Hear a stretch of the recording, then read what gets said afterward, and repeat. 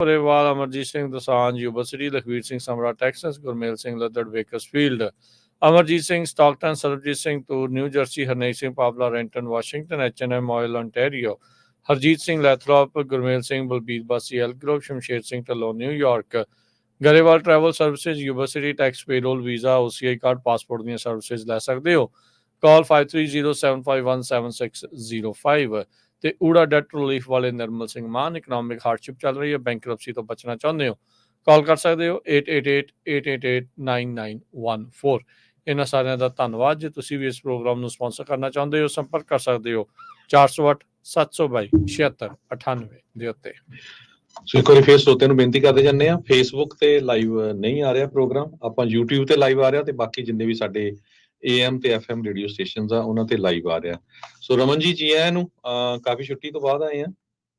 ਬਿਲਕੁਲ ਜੀ, ਮਹੀਨੇ ਦੀ ਛੁੱਟੀ ਪੂਰੀ ਕਰਕੇ ਆਏ ਆ ਤੇ ਦੱਸਦੇ ਆ ਕਿ ਆਪਣਾ ਫੇਸਬੁੱਕ ਤੇ ਲਾਈਵ ਚੱਲ ਰਿਹਾ ਸੀਗਾ ਲੇਕਿਨ ਹੁਣ ਬੰਦ ਹੋ ਗਿਆ। ਨਹੀਂ ਜੀ, ਹਾਂਜੀ, ਉਹ ਫੇਸਬੁੱਕ ਦੇ ਉੱਤੇ ਪਹਿਲਾਂ ਹੁੰਦਾ ਸੀਗਾ, ਹੁਣ ਕੱਲਾ YouTube ਦੇ ਉੱਤੇ ਫੋਕਸ ਜਿਹੜਾ ਆ ਉਹ ਆਪਾਂ ਕਰ ਰਹੇ ਹਾਂ ਜੀ। ਸੋ YouTube ਪੰਜਾਬੀ ਰੇਡੀਓ USA ਦੇ ਚੈਨਲ ਦੇ ਉੱਤੇ ਤੁਸੀਂ ਜਾ ਕੇ ਇਹ ਜਿਹੜਾ ਲਾਈਵ ਆ ਉੱਥੇ ਦੇਖ ਸਕਦੇ ਆ।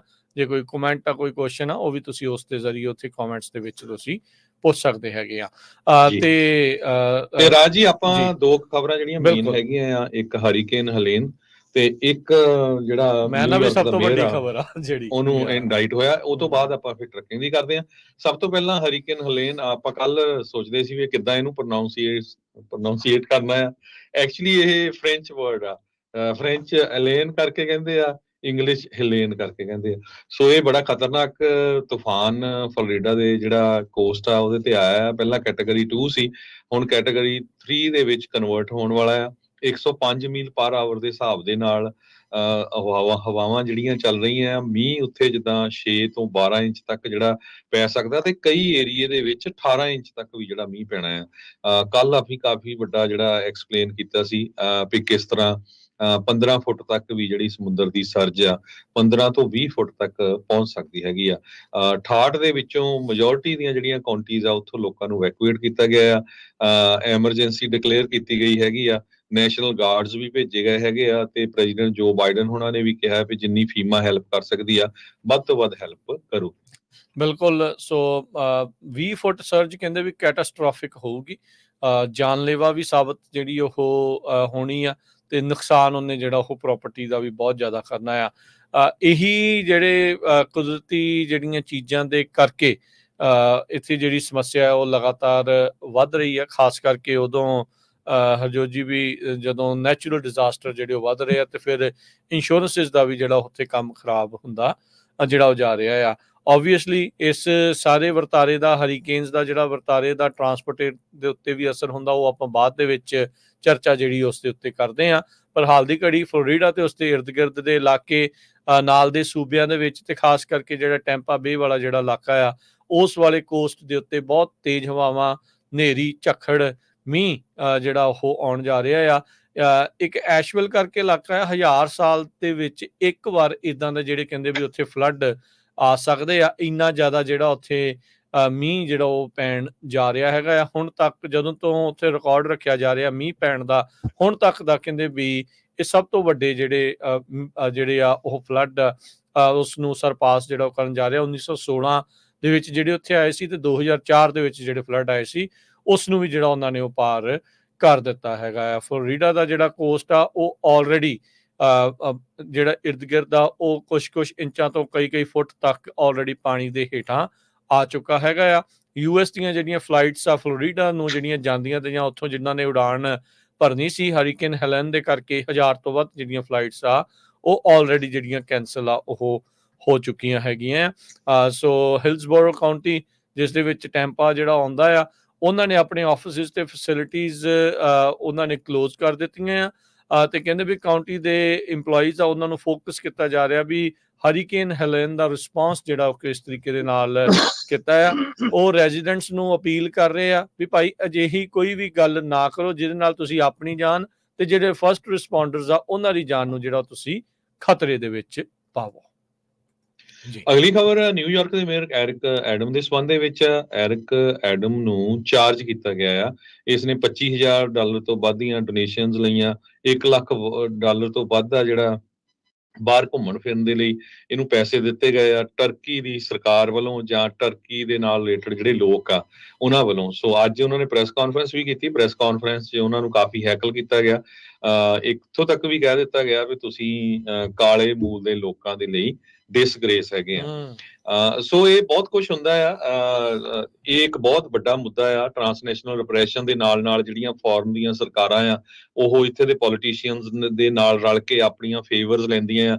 ਇੱਕ ਬਹੁਤ ਵੱਡੀ ਕੰਸਟਰਕਸ਼ਨ ਕੰਪਨੀ ਆ, ਉਹਨਾਂ ਨੇ ਟਰਕੀ ਦੀ ਜਿਹੜੀ ਆ ਕੌਂਸੂਲੇਟ ਆਫਿਸ ਬਣਾਉਣਾ ਸੀ 36 ਸਟੋਰੀ ਬਿਲਡਿੰਗ, ਤੇ ਉਹ ਕਹਿੰਦੇ ਵੀ ਫੇਵਰ ਲੈਂਦੇ ਸੀ ਵੀ ਬਿਨਾਂ ਫਾਇਰ ਇੰਸਪੈਕਸ਼ਨ ਤੋਂ ਜਿਹੜਾ ਆ ਇਸ ਨੂੰ ਪਾਸ ਕਰ ਦਿੱਤਾ ਜਾਵੇ। ਸੋ ਇਹ ਕਹਿੰਦੇ ਵੀ ਕਾਫੀ ਵੱਡਾ ਅਮਾਉਂਟ ਜਿਹੜਾ ਆ ਐਕਚੁਅਲੀ 1 ਮਿਲੀਅਨ ਨਹੀਂ $10 ਬਿਲੀਅਨ ਇਹ ਅਖਬਾਰ ਦੇ ਵਿੱਚ ਲਿਖਿਆ ਗਿਆ ਆ। ਤੇ ਵੱਖ-ਵੱਖ ਲੋਕਾਂ ਵੱਲੋਂ ਜਿਹੜੇ ਬਾਹਰਲੀਆਂ ਸਰਕਾਰਾਂ ਦੇ ਨਾਲ ਜਿਹੜੇ ਆ ਰਿਲੇਟਡ ਹੈਗੇ ਆ। ਸੋ ਇਹ ਨਹੀਂ ਪਤਾ ਵੀ ਹੁਣ ਲੋਕਾਂ ਨੇ ਆਪਣੇ ਪੈਸੇ ਦਿੱਤੇ ਜਾਂ ਬਾਹਰਲੀ ਸਰਕਾਰ ਨੇ ਜਿਹੜੇ ਇੱਥੇ ਦੇ ਲੋਕ ਆ ਉਹਨਾਂ ਦੇ ਰਾਹੀਂ ਪੈਸੇ ਦਿੱਤੇ ਹੈਗੇ ਆ। ਸੋ ਇਹ ਬਹੁਤ ਕੁਛ ਚੱਲ ਰਿਹਾ ਹੈਗਾ। ਸੋ ਇਸੇ ਕਰਕੇ ਜਿਹੜੇ ਅਮਰੀਕਨ ਸਿਟੀਜ਼ਨ ਅਮਰੀਕਨ ਲੋਕ ਆ ਉਹ ਰੌਲਾ ਪਾਉਂਦੇ ਆ ਵੀ ਭਾਈ ਜਿਹੜੀਆਂ ਬਾਹਰਲੀਆਂ ਸਰਕਾਰਾਂ ਸਾਡੀ ਕੰਟਰੀ 'ਚ ਇੰਟਰਫੀਅਰ ਕਰਦੀਆਂ ਉਹ ਜਿਹੜਾ ਟਰਾਂਸਨੈਸ਼ਨਲ ਰਿਪਰੈਸ਼ਨ ਵਾਲਾ ਤੇ ਆ ਜਿਹੜਾ ਫੋਰਨ ਫੰਡਸ ਵਾਲਾ ਜਿਹੜਾ ਬਿੱਲ ਆ ਇਸ ਨੂੰ ਇੱਥੇ ਲਿਆਂਦਾ ਜਾਵੇ। ਕੁਆਂਟਮ ਐਂਟੈਂਗਲਮੈਂਟ ਜਿਹੜੀ ਹੁੰਦੀ ਹੈਗੀ ਆ ਜਿਹਦੇ ਵਿੱਚ ਪਤਾ ਹੀ ਨਹੀਂ ਵੀ ਕਿਹੜੀਆਂ ਪਾਰਟੀਆਂ ਕਿਹਦੇ ਰਾਹੀਂ ਕਿਹਨੂੰ ਪੈਸੇ ਦੇ ਰਹੀਆਂ ਤਾਂ ਕਿ ਉਹ ਆਪਣੀ ਫੇਵਰ ਲੈ ਸਕਣ। ਸੋ ਇਹ ਇੱਕ ਬਹੁਤ ਵੱਡਾ ਸਕੈਂਡਲ ਜਿਹੜਾ ਆ ਨਿਊਯਾਰਕ ਦੇ ਮੇਅਰ ਦਾ ਨਿਕਲਿਆ ਆ। ਸਰੋਤਿਆਂ ਨੂੰ ਯਾਦ ਹੋਊਗਾ ਪਿਛਲੇ ਦਿਨਾਂ 'ਚ ਮੋਦੀ ਸਾਹਿਬ ਅਮਰੀਕਾ ਜਦੋਂ ਆਏ ਸੀ ਤੇ ਇਸ ਵਾਰੀ ਉਹਨਾਂ ਨੂੰ ਜਿੱਦਾਂ ਕਾਫੀ ਉਹਨਾਂ ਦੀ ਬੇਇੱਜ਼ਤੀ ਕੀਤੀ ਗਈ ਹੈਗੀ ਆ। ਬਾਈਡਨ ਹੁਣਾਂ ਵੱਲੋਂ ਚੱਜ ਨਾਲ ਕੋਈ ਸਰਕਾਰ ਵੀ ਨਹੀਂ ਦਿੱਤਾ ਗਿਆ। ਯੂਜ਼ਲੀ ਕੀ ਹੁੰਦਾ ਹੈ ਵੀ ਜਦੋਂ ਪ੍ਰੋਟੈਸਟਰਸ ਪ੍ਰੋਟੈਸਟ ਕਰਦੇ ਆ ਉਹਨਾਂ ਨੂੰ 2 ਬਲਾਕ ਤੋਂ ਦੂਰ ਰੱਖਿਆ ਜਾਂਦਾ ਆ। ਤੁਸੀਂ ਦੇਖਿਆ ਹੋਣਾ ਜਦੋਂ ਮੋਦੀ ਹੁਣੀ ਵੈਨਕੂਵਰ ਵੀ ਆਏ ਸੀ ਤਾਂ 3-4 ਬਲਾਕ ਦੂਰ ਰੱਖਿਆ ਗਿਆ ਸੀ, ਪਤਾ ਹੀ ਨਹੀਂ ਲੱਗਦਾ ਸੀ। ਇਸ ਵਾਰੀ ਜਿੱਥੇ ਮੋਦੀ ਹੁਣਾਂ ਦੇ ਨਾਲ ਮੀਟਿੰਗ ਸੀਗੀ ਉਹ ਬਿਲਕੁਲ ਬਿਲਡਿੰਗ ਦੇ ਨਾਲ ਜਿਹੜੇ ਆਪਣੇ ਭੈਣ ਭਰਾ ਪ੍ਰੋਟੈਸਟ ਕਰ ਰਹੇ ਸੀ ਸਿਰਫ 5 ਫੁੱਟ ਦੀ ਦੂਰੀ ਤੇ ਬਿਲਕੁਲ ਮੋਦੀ ਹੁਣੀ ਉਹ ਸਾਰਾ ਕੁਝ ਦੇਖ ਕੇ ਗਏ। ਜਿਹੜਾ ਉਹਨਾਂ ਦਾ ਬੁੱਤ ਜਿਹਾ ਵੀ ਬਣਾਇਆ ਸੀ ਜਿਹਦੇ ਚ ਛਿੱਤਰਾਂ ਦਾ ਹਾਰ ਵੀ ਪਾਇਆ ਸੀ, ਉਹ ਸਾਰਾ ਕੁਝ ਉਹ ਦੇਖ ਕੇ ਗਏ। ਉਹ ਤੋਂ ਬਾਅਦ ਵੀ ਜਿਹੜਾ ਉਹਨਾਂ ਦੇ ਨਾਲ ਕੋਈ ਖਾਸ ਗੱਲਬਾਤ ਨਹੀਂ ਹੋਈ। ਈਵਨ ਇੱਥੋਂ ਤੱਕ ਕਿ ਪ੍ਰੈਜ਼ੀਡੈਂਟ ਬਾਈਡਨ ਹੁਣੀ ਜਦੋਂ ਬੋਲ ਕੇ ਹਟੇ ਉਹਨੇ ਕਿਹਾ ਵੀ ਹੂ ਇਜ਼ ਨੈਕਸਟ। ਉਹਨਾਂ ਨੇ ਨਾਮ ਹੀ ਨਹੀਂ ਲਿਆ ਵੀ ਪ੍ਰਾਈਮ ਮਿਨਿਸਟਰ ਮੋਦੀ ਹੁਣੀ ਜਿਹੜੇ ਨੈਕਸਟ ਹੈਗੇ ਆ। ਹਾਲਾਂਕਿ ਇੰਡੀਆ ਵਾਲੇ ਤਾਂ ਕਹਿ ਰਹੇ ਜੀ ਉਹ ਬਜ਼ੁਰਗ ਹੋ ਗਿਆ। ਇੰਨਾ ਵੀ ਨਹੀਂ ਬਜ਼ੁਰਗ ਹੋਇਆ ਵੀ ਜਿਹੜਾ ਉਹਨੂੰ ਪਤਾ ਨਹੀਂ ਵੀ ਜਿਹੜਾ ਗੈਸਟ ਸੱਦਿਆ ਤਾਂ ਉਹ ਬੰਦਾ ਕੌਣ ਹੈਗਾ ਆ। ਸੋ ਇਹ ਸਾਰੇ ਕਾਸੇ ਪਿੱਛੇ ਬਿਹਾਈਂਡ ਦਾ ਸੀਨ ਜੇ ਸਰੋਤਿਆਂ ਨਾਲ ਦੱਸਦੇ ਜਾਈਏ ਵੀ ਕੀ ਕਾਰਨ ਸੀ। ਜਿਹੜਾ ਐਰਿਕ ਐਡਮ ਦੀ ਸਟੋਰੀ ਦੇ ਨਾਲ ਜੇ ਮੈਂ ਰਿਲੇਟ ਕਰਾਂ, ਜਦੋਂ ਪਿਛਲੀ ਵਾਰੀ ਮੋਦੀ ਹੁਣੀ ਆਸਟਨ ਟੈਕਸਸ ਦੇ ਵਿੱਚ ਆਏ ਸੀ ਹਿਊਸਟਨ ਚ ਜੀ, ਉਸ ਟਾਈਮ ਦੇ ਉੱਤੇ ਮੋਦੀ ਹੌਡੀ ਟਰੰਪ ਉਹਨਾਂ ਦੀ ਬੜੀ ਸਪੋਰਟ ਕੀਤੀ ਸੀ।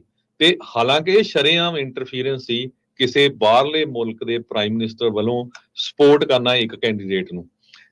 ਇਸ ਵਾਰੀ ਟਰੰਪ ਉਹਨਾਂ ਨੇ ਸਟੇਟਮੈਂਟ ਵੀ ਜਾਰੀ ਕੀਤੀ ਸੀ ਵੀ ਮੈਂ ਮੋਦੀ ਨੂੰ ਮਿਲੂੰਗਾ, ਪਰ ਜਿੰਨੀ ਕੁ ਬੇਇੱਜ਼ਤੀ ਪ੍ਰਾਈਮ ਮਿਨਿਸਟਰ ਮੋਦੀ ਦੀ ਉੱਥੇ ਹੋਈ ਆ ਤੇ ਫਿਰ ਉਹ ਟਰੰਪ ਉਹਨਾਂ ਨੂੰ ਮਿਲੇ ਤੋਂ ਬਿਨਾਂ ਹੀ ਭੱਜ ਗਿਆ। ਸੋ ਬਾਈਡਨ ਐਡਮਿਨਿਸਟ੍ਰੇਸ਼ਨ ਨੂੰ ਵੀ ਪਤਾ ਸੀ ਵੀ ਇਹਨਾਂ ਨੇ ਪਿਛਲੀ ਵਾਰੀ ਜਿਹੜਾ ਆ ਇਲੈਕਸ਼ਨ ਦੇ ਵੇਲੇ ਕਿੱਦਾਂ ਉੱਥੇ 40-50 ਹਜ਼ਾਰ ਦਾ ਇਕੱਠ ਕਰਕੇ ਇਹ ਗਿਆ ਸੀ ਵੀ ਟਰੰਪ ਵਰਗਾ ਤਾਂ ਮੇਰਾ ਕੋਈ ਮਿੱਤਰ ਹੀ ਹੈ ਨਹੀਂ। ਤੇ ਇਸ ਵਾਰੀ ਫਿਰ ਇਹ ਕੁਝ ਵਾਪਰਿਆ ਹੈਗਾ। ਸੋ ਟੋਟਲੀ ਜੇ ਦੇਖਿਆ ਜਾਵੇ ਐਰਿਕ ਐਡਮ ਵਾਲੀ ਜਿਹੜੀ ਸਟੋਰੀ ਤੇ ਉਧਰੋਂ ਜਿਹੜੀ ਪ੍ਰਾਈਮ ਮਿਨਿਸਟਰ ਮੋਦੀ ਵਾਲੀ ਸਟੋਰੀ ਕਾਫੀ ਮਿਲਦੀ ਜੁਲਦੀ ਹੈਗੀ ਹੈ। ਬਿਲਕੁਲ। ਐਰਿਕ ਐਡਮ ਨਿਊਯਾਰਕ ਨੂੰ ਇੱਕ ਵਾਰੀ ਫੇਰ ਹਰਜੋਤ ਸਿੰਘ ਜੀ ਵੱਡੀ ਜਿਹੜੀ ਤਰਥੱਲੀ ਜਿਹੜੀ ਉਹ ਮਚੀ ਆ।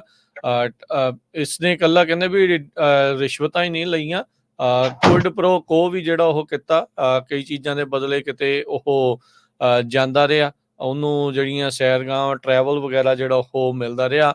ਅਜੇ ਹੁਣੇ ਕੁਛ ਮਹੀਨੇ ਪਹਿਲਾਂ ਜਾਂ ਕਹਿ ਲਓ ਵੀ ਸਾਲ ਕੁ ਪਹਿਲਾਂ ਨਿਊਯਾਰਕ ਦੇ ਗਵਰਨਰ ਦਾ ਜਿਹੜਾ ਕਾਂਡ ਆ ਉਹ ਨਿਕਲਿਆ ਸੀ। ਹੁਣ ਨਿਊਯਾਰਕ ਸਿਟੀ ਦਾ, ਜਿਸ ਨੂੰ ਫਾਈਨੈਂਸ਼ੀਅਲ ਕੈਪੀਟਲ ਆਫ US ਆਖ ਦਿੱਤਾ ਜਾਂਦਾ ਆ, ਵੀ ਉੱਥੇ ਦੇ ਮੇਅਰ ਦਾ ਇਹ ਹਾਲ ਬਣਿਆ ਪਿਆ। ਚੂਹੇ ਇਹਨਾਂ ਕੋਲ ਸਾਂਭ ਨਹੀਂ ਹੋ ਰਹੇ ਤੇ ਆਪ ਦੇਖੋ ਇਹ ਇਦਾਂ ਦੇ ਕਿਹੜੇ ਜਿਹੜੇ ਕੰਮ ਆ ਉਹ ਕਰ ਰਹੇ ਆ। ਤੇ ਹੁਣ ਭਾਈ ਜਿੰਨੀਆਂ ਮਰਜ਼ੀ ਪ੍ਰੈਸ ਕਾਨਫਰੰਸਾਂ ਕਰੀ ਜਾਓ, ਪਰ ਕਿਤੇ ਨਾ ਕਿਤੇ ਇਹ ਸ਼ਿਕੰਜੇ ਦੇ ਵਿੱਚ ਫਸਦਾ ਜਿਹੜਾ ਉਹ ਜਾ ਰਿਹਾ ਆ। ਇੱਥੇ ਦਾਦ ਦੇਣੀ ਬਣਦੀ ਆ ਹਰਜੋਤ ਸਿੰਘ ਜੀ, ਲਾ ਐਨਫੋਰਸਮੈਂਟ ਦੀ ਵੀ, ਜਸਟਿਸ ਡਿਪਾਰਟਮੈਂਟ ਦੀ ਵੀ। ਐਟਲੀਸਟ ਜਿੱਦਾਂ ਮਰਜ਼ੀ ਤੋਹਮਤਾਂ ਜਿਹੜੀਆਂ ਉਹ ਲਾਉਂਦੇ ਰਹਿੰਦੇ ਉਹਨਾਂ ਦੇ ਉੱਤੇ, ਪਰ ਜਿਹੜਾ ਅੜਿੱਕੇ ਚੜ੍ਹਦਾ ਉਹਨੂੰ ਕਾਬੂ ਜਿਹੜਾ ਉਹ ਜ਼ਰੂਰ ਕਰ ਲੈਂਦੇ ਆ। ਨਿਊਯਾਰਕ ਸਿਟੀ ਦਾ ਮੇਅਰ ਹੋਣਾ ਇੱਕ ਵੱਡੀ ਪਾਵਰਫੁਲ ਚੀਜ਼ ਆ। ਆਪਾਂ ਦੇਖਿਆ ਹੀ ਆ, ਜੂਡੀ ਗਿਲਿਆਨੀ ਵੀ ਜਿਹੜਾ ਆ ਇੱਕ ਟਾਈਮ ਦੇ ਉੱਤੇ, ਰੂਡੀ ਗਿਲਿਆਨੀ ਜਿਹੜਾ ਆ ਉਹ ਵੀ ਇੱਕ ਟਾਈਮ ਦੇ ਉੱਤੇ ਜਿਹੜਾ ਰਿਹਾ ਸੀ, ਤਗੜਾ ਨਾਂ ਜਿਹੜਾ ਉਹ ਬਣਿਆ ਸੀਗਾ ਉਸ ਟਾਈਮ ਦੇ ਉੱਤੇ। ਤੇ ਹੁਣ ਐਰਿਕ ਐਡਮਸ ਜਿਹੜਾ ਆ ਆਪਣੇ ਹੀ ਕਿੱਤੇ ਕਿਰਾਏ ਦੇ ਵਿੱਚ ਜਿਹੜਾ ਉਹ ਫਸਦਾ ਨਜ਼ਰ ਆ ਰਿਹਾ ਆ। ਤੇ ਆਪਾਂ ਹੁਣ ਟਰੱਕਿੰਗ ਦੇ ਵੱਲ ਨੂੰ ਜਿਹੜਾ ਆ ਹਰਜੋਤ ਜੀ, ਰਮਨ ਜੀ ਜਿਹੜਾ ਉਹ ਵੱਧਦੇ ਆ।